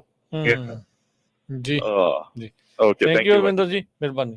Thank you. ਚਲੋ ਤੁਸੀਂ ਤਾਂ ਗੱਲ ਕਰ ਲਈ, ਕਈ ਵਾਰੀ ਬੰਦਾ ਡਰ ਜਾਂਦਾ, ਗੱਲ ਨਹੀਂ ਕਰਦਾ ਫਿਰ ਟਿਕਟ। ਸੋ ਇਹ ਮੈਂ ਇੰਸ਼ੋਰੈਂਸ ਵਾਲੇ ਮਾਮਲੇ 'ਚ ਵੀ ਦੇਖਿਆ ਕਈ ਵਾਰੀ ਰਮਨ ਜੀ, ਜਦੋਂ ਤੁਹਾਡਾ ਲਾਇਸੈਂਸ ਮੰਨ ਲਓ ਅੱਜ ਅਪਡੇਟ ਹੋ ਗਿਆ, ਕਈ ਵਾਰ 2 ਹਫ਼ਤੇ ਤੱਕ ਇੰਸ਼ੋਰੈਂਸ ਦੇ ਰੈਕਡ 'ਚ ਨਹੀਂ ਅਪਡੇਟ ਹੁੰਦਾ। ਈਵਨ ਦੋ ਕਹਿੰਦੇ ਹੈਗੇ ਅਸੀਂ ਸਾਰੇ ਕਨੈਕਟਡ ਆ, ਪਰ ਅਪਡੇਟ ਕਰਨ ਨੂੰ ਕਾਫੀ ਟਾਈਮ ਲਾਉਂਦੇ ਆ। ਜੀ ਅਮਰਜੀਤ ਜੀ, ਸਤਿ ਸ਼੍ਰੀ ਅਕਾਲ। ਚੰਨਾ ਭਰਾ, ਸਤਿ ਸ਼੍ਰੀ ਅਕਾਲ ਜੀ। ਸਤਿ ਸ਼੍ਰੀ ਅਕਾਲ। ਸਤਿ ਸ਼੍ਰੀ ਅਕਾਲ। ਵੈਲਕਮ ਬੈਕ ਅਮਨ ਭਾਜੀ। ਥੈਂਕ ਯੂ ਜੀ। ਆਪਾਂ ਗੱਲਾਂ ਗੱਲਾਂ ਕਰੀ ਦੀਆਂ ਵੀ ਫreight ਨਾਲੇ ਸਪਲਾਈ ਚੇਨ ਨਾ। ਮੈਂ ਓਕਲੈਂਡ ਪੋਰਟ ਨੂੰ ਕੰਮ ਕਰਦਾ ਨਾ। ਮੈਂ ਜਿੱਦਾਂ ਇੱਕ ਦੇਖਿਆ ਵੀ ਨਾ ਕਿੱਦਾਂ ਜਿਹੜਾ ਵਾਰ ਮਿਡਲ ਈਸਟ ਜਿਹੜਾ ਹੋਇਆ ਵੀ ਸਪਲਾਈ ਚੇਨ ਤੇ ਨਾਲੇ ਫreight ਤੇ ਨਾ ਫਰਕ ਪਿਆ। ਜਿੱਦਾਂ ਮੈਨੂੰ ਨਾ ਸਾਲ ਤੋਂ ਉੱਪਰ ਹੋ ਗਿਆ ਕੰਮ ਕਰਦੇ ਨੂੰ ਓਕਲੈਂਡ ਪੋਰਟ ਨੂੰ। ਪਿਛਲੇ 6-7 ਮਹੀਨੇ ਮੈਂ ਦੇਖਿਆ ਡਿਫਰੈਂਸ ਨਾ। ਸਾਡਾ ਜ਼ਿਆਦਾ ਕੰਮ ਜਿੱਦਾਂ ਹੈਗਾ ਵੀ 95% ਕਹਿ ਲਓ ਵੀ ਐਕਸਪੋਰਟ ਦਾ ਕੰਮ ਆ, 5% ਇਹਨਾਂ ਇੰਪੋਰਟ ਦਾ। ਜਦੋਂ ਅਸੀਂ ਹੁਣ ਨਾ ਫreight ਲੈ ਕੇ ਜਾਂਦੇ ਹਾਂ, ਕੰਟੇਨਰ ਲੈ ਕੇ ਜਾਂਦੇ ਪੋਰਟ ਨੂੰ, ਜ਼ਿਆਦਾ ਵਾਰੀ ਦੇਖੀਦਾ ਵੀ ਇਹਨਾਂ ਸ਼ਿਪਾਂ ਲੇਟ ਆਉਂਦੀਆਂ ਉੱਧਰੋਂ ਨਾ ਈਸਟ ਵੱਲੋਂ ਨਾ, ਮਿਡਲ ਈਸਟ ਜਾਂ ਕਹਿ ਲਓ ਜਾਂ ਏਸ਼ੀਆ ਤੋਂ ਨਾ। ਆਪਾਂ ਨੂੰ ਜਿੱਦਾਂ ਮੈਂ ਇੱਕ ਦਿਨ ਪਿੱਛੇ ਆ ਕੇ ਉੱਥੇ ਜਿਹੜਾ ਕੰਮ ਕਰਦਾ ਵੀ ਸ਼ਿਪਾਂ ਕਾਹਦੇ ਲੇਟ ਆਉਂਦੀਆਂ, ਉਹਨੇ ਦੱਸਿਆ ਵੀ ਜਿਹੜਾ ਨਾ ਉੱਥੇ ਯਮਨ ਦੇ ਨਾਲ ਨਾ ਜਿਹੜਾ ਰਸਤਾ ਪੈਂਦਾ ਨਾ ਸ਼ਿਪਾਂ ਲਈ, ਉਹ ਰਸਤਾ ਜਿੱਦਾਂ ਸ਼ੋਰਟਕਟ ਹੈ ਸ਼ਿਪਾਂ ਲਈ ਬਣਾਇਆ ਉਹਨਾਂ ਨੇ। ਉਹ ਉੱਥੋਂ ਅਟੈਕ ਕਰਦੇ ਜਿਹੜੇ ਯਮਨ ਰੈਬਲ ਹੂਤੀ ਰੈਬਲਸ, ਉਹਨਾਂ ਨੇ ਅਟੈਕ ਸ਼ੁਰੂ ਕੀਤਾ। ਉਹਨਾਂ ਸ਼ਿਪਾਂ 'ਚ ਨਾ ਰਸਤਾ ਜਿਹੜਾ ਸ਼ੋਰਟਕਟ ਆ ਉਹ ਉਹਨਾਂ ਨੂੰ ਬਲਾਕ ਕੀਤਾ। ਉਹਦਾ ਜਿਹੜਾ ਰਸਤਾ ਬਲਾਕ ਹੋ ਕਰਕੇ ਸ਼ਿਪਾਂ ਨੂੰ 2 ਮਹੀਨਿਆਂ ਦਾ ਫਰਕ ਕਹਿੰਦੇ ਜ਼ਿਆਦਾ ਲੱਗਦਾ, ਜ਼ਿਆਦਾ ਟਾਈਮ ਲੱਗਦਾ ਉਹਨਾਂ ਨੂੰ। ਸੋ ਆਬਵੀਅਸਲੀ ਉਹਨਾਂ ਫਰਕ ਨਾ ਫreight ਤੇ ਵੀ ਪੈਣਾ, ਸਪਲਾਈ ਚੇਨ ਤੇ ਵੀ ਪੈਣਾ। ਜਿਹੜਾ ਆਪਣਾ ਖਾਸ ਆ ਨਾ ਕਸਟਮਰ ਨੂੰ ਨਾ ਚੀਜ਼ਾਂ ਤੇ ਉਹ ਵੀ ਫਰਕ ਆਟੋਮੈਟਿਕਲੀ ਪੈਣਾ ਕਰਕੇ ਸ਼ਿਪਾਂ ਨੂੰ। ਜੇ 2 ਮਹੀਨਾ ਜ਼ਿਆਦਾ ਲੱਗਦਾ ਆਉਣ ਨੂੰ ਆਪਦੇ ਡੈਸਟੀਨੇਸ਼ਨ ਨੂੰ, ਉਹਨਾਂ ਸ਼ਿਪ ਦਾ ਵੀ ਖਾਸ ਵੱਧਦਾ। ਫਿਰ ਜਿਹੜੇ ਲੋਕ ਜਿਹੜੇ ਕੰਮ ਕਰਦੇ ਆ ਉੱਪਰ ਸ਼ਿਪਾਂ ਦੇ, ਉਹਨਾਂ ਨੂੰ ਵੀ ਪੈਸਾ ਜ਼ਿਆਦਾ ਦੇਣਾ ਪੈਣਾ। ਆਈ ਥਿੰਕ ਜਿਹੜਾ ਆਪਾਂ ਦੇਖਦੇ ਹਾਂ ਵੀ ਜੇ ਕੁਛ ਇੱਕ ਥਾਂ ਦੁਨੀਆ 'ਚ ਹੁੰਦਾ, ਉਹ ਅਸਰ ਨਾ ਸਾਰੇ ਗਲੋਬਲ ਤੇ ਫਰਕ ਪੈਂਦਾ ਸਪਲਾਈ ਚੇਨ ਤੇ ਨਾਲੇ ਫreight ਤੇ। ਸੋ ਇਹ ਮੈਂ ਨੋਟਿਸ ਕੀਤਾ ਜਿੱਦਾਂ ਪਹਿਲੇ 6-7 ਮਹੀਨੇ ਵਿੱਚ ਜਿਹੜੇ ਜੰਗ ਸ਼ੁਰੂ ਹੋਈ ਆ, ਉਹਨਾਂ ਸ਼ਿਪਾਂ ਨੂੰ ਵਾਪਸ ਆਉਣ ਨੂੰ ਵੀ ਟਾਈਮ ਜ਼ਿਆਦਾ ਲੱਗਦਾ, ਜਾਣ ਨੂੰ ਵੀ ਟਾਈਮ ਜ਼ਿਆਦਾ ਲੱਗਦਾ ਕਰਕੇ ਰਸਤਾ ਉਹਨਾਂ ਨੂੰ ਲੰਮਾ ਲੈਣਾ ਪੈਂਦਾ ਉੱਪਰ ਦੀ ਨਾ ਅਫਰੀਕਾ ਦੇ। ਇਹ ਮੈਂ ਦੱਸਣਾ ਸੀਗਾ ਜੀ ਜਿਹੜੇ ਥੈਂਕ ਯੂ ਜੀ, ਸਾਡਾ ਕੰਮ ਹੈ ਉੱਥੇ ਕਿਹੜਾ ਅਸਰ ਹੋਇਆ ਜੀ। ਧੰਨਵਾਦ। ਥੈਂਕ ਯੂ ਜੀ। ਸਤਨਾਮ ਜੀ, ਸਤਿ ਸ਼੍ਰੀ ਅਕਾਲ। ਹੈਲੋ ਸਤਿ ਸ਼੍ਰੀ ਅਕਾਲ ਤਿੰਨਾਂ ਭਰਾਵਾਂ ਨੂੰ। ਸਤਿ ਸ਼੍ਰੀ ਅਕਾਲ ਜੀ।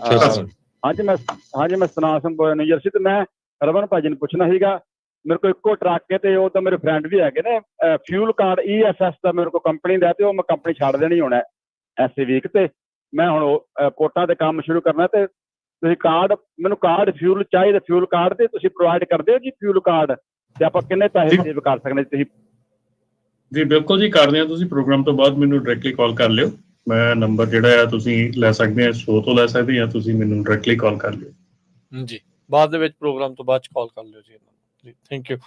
ਅਗਲੇ ਕਾਲਰ ਨੇ ਪਰਮਜੀਤ ਜੀ। ਸਤਿ ਸ਼੍ਰੀ ਅਕਾਲ। ਸਤਿ ਸ਼੍ਰੀ ਅਕਾਲ ਭਾਜੀ ਸਾਰਿਆਂ ਨੂੰ ਜੀ। ਸਤਿ ਸ਼੍ਰੀ ਅਕਾਲ ਜੀ। ਸਤਿ ਸ਼੍ਰੀ ਅਕਾਲ ਭਾਜੀ। ਜਿਹੜਾ ਜਿਵੇਂ ਹੁਣ ਉਹਨਾਂ ਨੇ ਕਿਹਾ ਸੀ ਨਾ ਮੇਰਾ ਅਪਡੇਟ ਨਹੀਂ ਹੋਇਆ, ਜਿਹੜਾ ਲਾਇਸੈਂਸ ਦਾ ਮੈਨੂੰ ਪਤਾ, ਹੋਰ ਇੰਸ਼ੋਰੈਂਸ ਜਾਂ ਕਿਸੇ ਹੋਰ ਚੀਜ਼ ਦਾ ਨਹੀਂ ਪਤਾ। ਲਾਇਸੈਂਸ ਵਾਸ਼ਿੰਗਟਨ ਦੇ ਵਿੱਚ ਤੁਸੀਂ ਉਹਨਾਂ ਦੀ ਐਪ ਹੈਗੀ ਆ, ਉਹਦੇ ਤੇ ਜਾ ਕੇ ਚੈੱਕ ਕਰ ਸਕਦੇ ਹੋ ਆਪਣਾ licence status.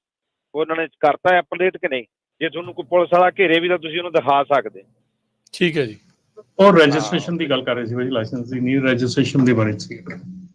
Okay alright. Thank you ਭਾਜੀ। ਸਤਿ ਸ਼੍ਰੀ ਅਕਾਲ। ਸਤਿ ਸ਼੍ਰੀ ਅਕਾਲ। ਸੋ ਬਿਲਕੁਲ ਕਾਫੀ ਕੁਛ ਜਿਹੜਾ ਉਹ ਚੱਲਦਾ ਰਹਿੰਦਾ ਆ। ਸੋ ਅਪਡੇਟਸ ਕੋਈ ਨਾ ਕੋਈ ਆਉਂਦੀਆਂ ਹੀ ਰਹਿੰਦੀਆਂ ਆ, ਇੱਦਾਂ ਦੀਆਂ ਜਿਹੜੀਆਂ ਚੀਜ਼ਾਂ ਚੱਲਦੀਆਂ ਰਹਿੰਦੀਆਂ। ਇੱਕ ਅਪਡੇਟ ਹਰਜੋਤ ਜੀ ਰਮਨ ਜੀ ਆ ਰਹੀ ਹੈ। ਕੈਲੀਫੋਰਨੀਆ ਦਾ ਇੱਕ ਟਰੈਵਲ ਸੈਂਟਰ ਜਿੱਥੇ ਕਹਿੰਦੇ 250 ਦੀ ਟਰੱਕ ਪਾਰਕਿੰਗ ਸੀ, ਉਹ ਸ਼ਟ ਡਾਊਨ ਹੋਣ ਜਾ ਰਿਹਾ। ਇੱਕ ਨਵੀਂ ਰਿਪੋਰਟ ਆਈ ਆ। ਇਹ ਕਾਰਨਿੰਗ ਦੇ ਵਿੱਚ ਕਹਿੰਦੇ ਇੱਕ ਪਾਪੂਲਰ ਟਰੱਕ ਸਟਾਪ ਸੀਗਾ। ਇਹ ਕਹਿੰਦੇ ਵੀ ਸ਼ਟ ਡਾਊਨ ਹੋਣ ਜਾ ਰਿਹਾ ਪਰਮਾਨੈਂਟਲੀ ਅਗਲੇ ਮਹੀਨੇ। ਟਰੈਵਲ ਸੈਂਟਰਸ ਆਫ ਅਮਰੀਕਾ ਦਾ ਇਹ ਜਿਹੜਾ ਟਰੱਕ ਸਟਾਪ ਆ I-5 ਦੇ ਉੱਤੇ ਜਿਹੜਾ ਕਾਰਨਿੰਗ ਦੇ ਵਿੱਚ ਆ, ਉੱਥੇ ਕਹਿੰਦੇ ਵੀ ਇਹ ਬੰਦ ਹੋਣ ਜਾ ਰਿਹਾ। ਪਾਰਕਿੰਗ ਦੀ ਤੇ ਅੱਗੇ ਰਮਨ ਜੀ ਹਰਜੋਤ ਜੀ ਇਹ ਸਮੱਸਿਆ ਜਿਹੜੀ ਉਹ ਰਹਿੰਦੀ ਆ। 250 ਟਰੱਕ ਪਾਰਕਿੰਗ ਵਾਲਾ ਜਿਹੜਾ ਇਹ ਜਿੱਥੇ ਕੈਟ ਸਕੇਲ ਵੀ ਸੀਗਾ, ਹੋਰ ਵੀ ਕਈ ਚੀਜ਼ਾਂ ਸੀਗੀਆਂ, ਇਹ ਜਿਹੜਾ ਉਹ ਹੁਣ ਬੰਦ ਹੋਣ ਜਾ ਰਿਹਾ ਆ। ਇਹ TA ਵਾਲਾ ਆ ਮੈਨੂੰ ਲੱਗਦਾ ਜਿਹੜਾ ਬੰਦ ਹੋਣਾ, ਤੇ ਜਿਹੜਾ ਲਾਗੇ ਲਵ ਵਾਲਾ ਆ ਉਹ ਉਦਾਂ ਕਹਿੰਦੇ ਵੀ ਖੁੱਲਾ ਜਿਹੜਾ ਉਹ ਰਹੇਗਾ। ਕੀ ਕਾਰਨ ਹੈ ਇਸ ਦੇ ਪਿੱਛੇ ਬੰਦ ਹੋਣ ਦਾ, ਇਹਦੇ ਬਾਰੇ ਅਜੇ ਕੋਈ ਹੋਰ ਜਾਣਕਾਰੀ ਤਾਂ ਨਹੀਂ ਆ।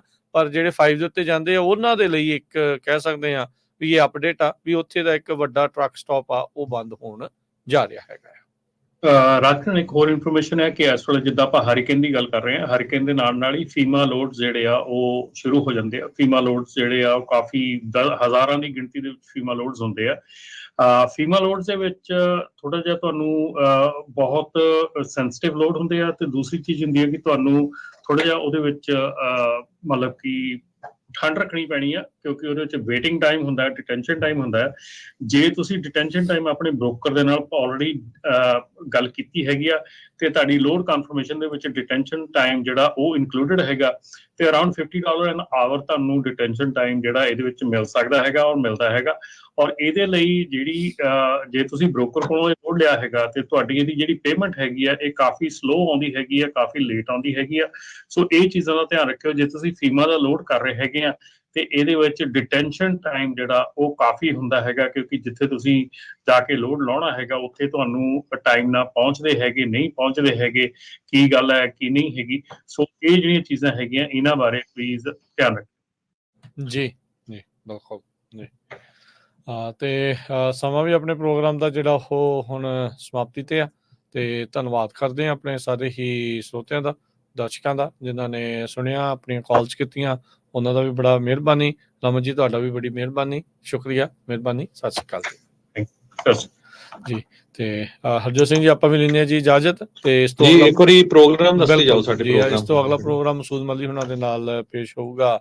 ਮੈਂ ਆਵਾਂਗਾ ਨਾਲ ਹਨੇਰੀਆਂ ਦੇ, ਤੇ ਇਹ 11:30 ਵਜੇ ਤੱਕ, 11:30 ਤੋਂ 1 ਵਜੇ ਦੇ ਵਿੱਚ ਨਜ਼ਰੀਆ, 1 ਤੋਂ 2 ਦੇ ਵਿੱਚ ਕੁਝ ਗੱਲਾਂ ਕੁਝ ਗੀਤ, 2 ਤੋਂ 2:30 ਵਜੇ ਦੇ ਵਿੱਚ ਮਨਦੀਪ ਪੁਨੀਆ ਹੋਣੇ ਦੇ ਨਾਲ ਬਿਯੋਂਡ ਦਾ ਹੈਡਲਾਈਨ ਪ੍ਰੋਗਰਾਮ, ਤੇ 2:30 ਤੋਂ 3 ਵਜੇ ਦੇ ਵਿੱਚ ਪ੍ਰੋਗਰਾਮ ਪੇਸ਼ ਕੀਤਾ ਜਾਵੇਗਾ ਜਿਹੜਾ ਜੀ ਰਿਸ਼ਤੇ ਹੀ ਰਿਸ਼ਤੇ ਪ੍ਰੋਗਰਾਮ। 3 ਤੋਂ 4 ਵਜੇ ਦੇ ਵਿੱਚ ਸਾਂਝੀ ਸਾਥ, 4 ਤੋਂ ਲੈ ਕੇ 5:30 ਵਜੇ ਤੱਕ ਜਿਹੜਾ ਪ੍ਰੋਗਰਾਮ ਆ ਵਿਰਸਾ ਜਿਹੜਾ ਤੁਹਾਡੇ ਲਈ ਜਿਹੜਾ ਜੀ ਅੱਜ ਮਾਫੀ ਚਾਹੁੰਦਾ 2:30 ਵਜੇ ਜਿਹੜਾ ਜੀ ਅੱਜ ਆਉਣਾ ਆ ਪ੍ਰੋਗਰਾਮ ਸਿਹਤ ਸੰਭਾਲ ਦਾ ਜਗਵੀਰ ਸਿੰਘ ਹੋਣਾ ਦੇ ਨਾਲ। 3 ਵਜੇ ਜਿਹੜਾ ਸਾਂਝੀ ਸਾਥੀ ਆ, ਤੇ 4 ਵਜੇ ਜਿਹੜਾ ਪ੍ਰੋਗਰਾਮ ਇਤਿਹਾਸ ਦੇ ਝਰੋਖੇ ਚੋਂ ਉਹ ਜਿਹੜਾ ਉਹ ਪੇਸ਼ ਕੀਤਾ ਜਾਊਗਾ। ਤੇ 5:40 ਦੇ ਉੱਤੇ ਅਪਡੇਟ ਕੈਲੀਫੋਰਨੀਆ, 6 ਤੋਂ 8 ਗੁਰਬਾਣੀ ਦੇ ਦੀਵਾਨ, ਤੇ ਫਿਰ 8 ਤੋਂ ਬਾਅਦ ਦੇ ਵਿੱਚ ਪ੍ਰੋਗਰਾਮ ਦੀਪਕ ਸ਼ਰਮਾ ਚਨਾਰਥਲ ਹੁਣਾਂ ਦੇ ਨਾਲ ਪ੍ਰੋਗਰਾਮ ਪੇਸ਼ ਹੋਊਗਾ।